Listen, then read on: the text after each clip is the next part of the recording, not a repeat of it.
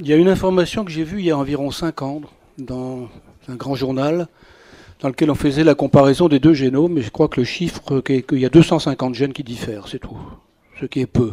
Sur 24 000 gènes chez Voilà. l'homme, voilà. Mais c'est pas 250 forcément là que gènes se tient la solution. De toute façon, la réponse à votre question, je crois que c'est pas encore pour tout de suite.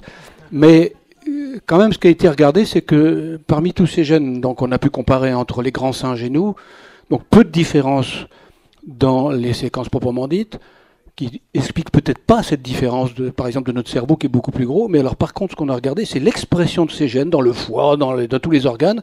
Et on a vu que c'était très semblable dans la plupart des organes, sauf dans le cerveau.